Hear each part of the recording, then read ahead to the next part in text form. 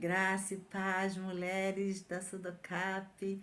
Com a graça do nosso Deus, estamos aqui mais uma semana, a última semana do mês de outubro, né? Estamos desde setembro trazendo as reflexões das quartas-feiras e conseguimos chegar aqui até a última semana de outubro com a graça de Deus.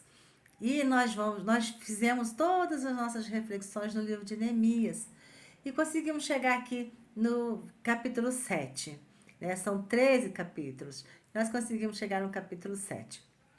Na semana passada, nós vimos o capítulo 6, onde os inimigos ali de Jerusalém, né, Sambalat, Tobias, Gesem, tentaram mais uma vez atrapalhar a reconstrução do muro. Mais uma vez eles se levantaram, agora tiveram ajuda dos profetas, de alguns profetas de Jerusalém, e tentaram fazer com que tudo para que aquela reconstrução não terminasse. Mas Neemias, como era um escolhido de Deus, chamado pelo Pai para fazer aquela grande obra, conseguiu mais uma vez resolver aquela situação e dar continuidade e terminar os muros, né? Terminar a reconstrução do muro em 52 dias. Uma glória, uma bênção. E agora no capítulo 7, o versículo 1 já começa falando que Neemias conseguiu também reconstruir as portas, né? Levantar as portas que também tinham sido queimadas, estavam danificadas. Então agora os muros e as portas estavam tudo bonitinho, tudo ok. E Neemias, surge uma nova preocupação para Neemias, na verdade. Porque ele vê que aqueles inimigos estão ali ao redor, né? Estão ali ao redor dos muros e ele fica muito preocupado com a segurança da cidade. Então, agora aqui no capítulo 7, aparecem duas situações aqui, e uma delas é essa. Ele fica preocupado, então ele levanta a Anani, e vou ler aqui o versículo 2. Ele diz assim, ó: eu nomeei a Anani, meu irmão, e a Ananias, líder da fortaleza, sobre Jerusalém, porque ele era homem fiel e temente a Deus, mais do que muitos. E disse-lhes: não se abram as portas de Jerusalém até que o sol aqueça. E enquanto os que assistirem ali permanecerem, fechem as portas e vós trancai-as, e ponham-se guardas dos moradores de Jerusalém, cada um na sua guarda e cada um diante da sua casa. Então, Neemias estava muito preocupado com aquela situação das portas, porque os inimigos sabia que os inimigos estavam ali à volta e qualquer brecha que desse, eles iriam invadir a cidade. Então ele levanta esses homens, dois líderes, né, Ananias e Anani, para que pudesse liderar alguns homens para vigiarem a cidade. E a outra situação é a questão do censo. Deus coloca no coração de Neemias para que fizesse um censo, para ele saber exatamente a quantidade de pessoas, a quantidade de animais, tudo que tinha dentro da cidade. A gente vai ver no versículo 4 que diz que a cidade era larga e espaçosa, mas tinha poucas pessoas. E as casas ainda não tinham sido edificadas. Então, agora, para a organização efetivamente da cidade, para que a cidade ficasse realmente parecendo uma cidade, então, o próximo passo agora era saber a quantidade de pessoas. Então, ele vai fazer esse levantamento desde Zorobabel. Quando Zorobabel foi para lá, foi o primeiro a voltar depois do exílio, né? E até aquele momento ali onde eles estavam em Neemias, ele vai fazer um levantamento de quantos judeus realmente tem ali. E aí vai ficar. Também aparece que muitos não eram judeus, né? Quando não encontra o livro, o nome registrado no livro, nos registros, né? Aí ele não aceita. Então dá-se a entender, né, que não eram judeus, aquelas pessoas ali. Então a gente vê que a cidade está mesclada, tem pessoas também de fora ali que não é só judeu. E aí, para organizar, né, como nós já falamos, ele faz esse censo e faz esse levantamento para começar, então, a edificar as casas do povo, né? Porque agora com o muro todo bonitinho, a porta tudo bonitinha, agora é a hora de fazer levantar as casas para organizar mesmo a cidade ficar organizada. Bom, e aí, uma coisa que me vem à cabeça quando eu lembro disso, né? Que e eles foram registrando, a gente vai ver aqui que ele foi registrando, né? Assim como Deus também registra, quando a gente aceita Jesus, Deus registra o nosso nome no livro da vida, né? E aí a gente vai encontrar, quando a gente chegar lá na Nova Jerusalém, nós vamos encontrar o nosso nome escrito no livro da vida. Oh, glória! Que maravilha! É sabermos que nós temos uma cidade celestial, nós temos uma Jerusalém, gente. Que coisa mais maravilhosa! A gente ouve falar o tempo todo na Bíblia sobre Jerusalém e nós vamos pisar na Nova Jerusalém, totalmente reconstruída, cheias de ouros, ó Deus, de pedras preciosas, que coisa mais linda, mais maravilhosa. Nós podemos passar a eternidade louvando ao nosso Deus, esse Deus maravilhoso que nos resgatou, com todo o seu amor, nos trouxe para si. Oh, obrigada, Jesus.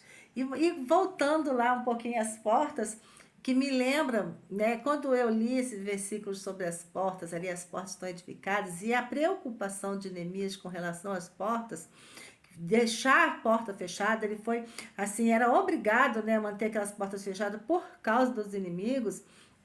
E toda vez que eu ouço, eu vejo isso, eu me lembro do versículo lá de Apocalipse 3:20, quando Jesus diz assim: Eis que estou à porta e bato. Se alguém ouvir a minha voz e abrir, então eu entrarei e cearei com ele e ele comigo.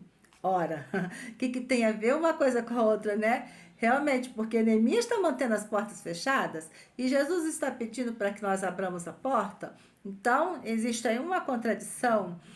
E é verdade, existe uma contradição. Por quê? Porque Neemias pede para fechar as portas e é o que nós temos que fazer. Fechar as portas do nosso coração para os prazeres deste mundo. Né? O mundo está aí, cheio de coisas boas, cheio de coisas extraordinárias. Eles oferecem verdadeiro banquete para nós o tempo todo. E se a gente mantiver a nossa porta do nosso coração aberta para esses prazeres que o mundo nos oferece, nós vamos perder aquela regalia de estarmos conhecendo a nossa Jerusalém, a nova Jerusalém. Então nós temos que ter muito cuidado, mantermos as portas do nosso coração fechadas para todas as coisas que nos afastam de Deus, que nos afastam da nova Jerusalém. Não é mesmo? Jesus lá no Mateus capítulo 7, versículo 13, ele vai falar também, eu vou até fazer questão de ler, ele vai falar sobre as portas estreitas, né? Mais um versículo sobre a porta, interessantíssimo, que diz assim: e porque estreita é a porta e apertado o caminho que leva à vida, e poucos há que a encontrem. Então são poucos que encontrem. A porta, ela é estreita. Por que ela é estreita? Justamente por essas coisas que nós falamos. Nós temos que abrir mão de muitas coisas para que nós possamos acessar esta porta. Esta porta que Jesus disse que está pedindo para que nós abramos. Não é? Então, para que a gente possa ter acesso a esta porta estreita, nós temos que abrir mão do nosso eu, do nosso orgulho, temos que abrir mão da nossa vaidade, temos que abrir mão dos prazeres deste mundo. Muitas vezes a gente quer deixar de ir na igreja, deixar de fazer alguma coisa para Cristo, trabalhar na obra do Senhor, como Neemias trabalhou, para irmos atrás dos deleites deste mundo, esses deleites que este mundo nos oferece.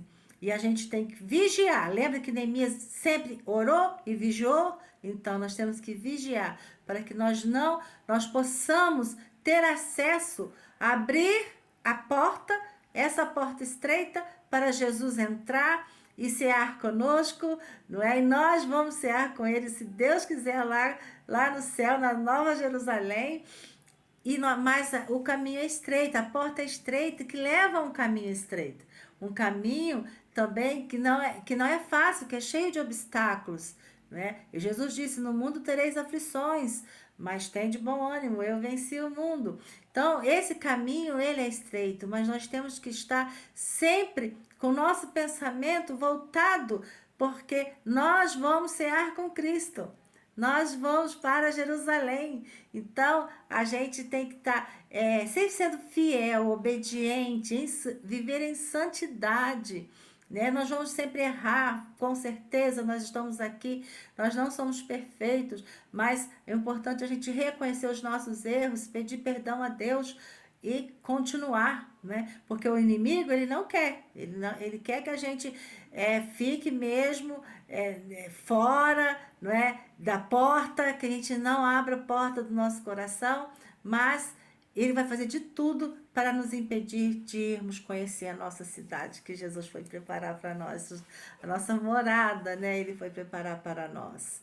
É, a Bíblia também fala sobre todas as coisas me são lícitas, mas nem todas me convêm. Então nós temos que prestar atenção nisso, né?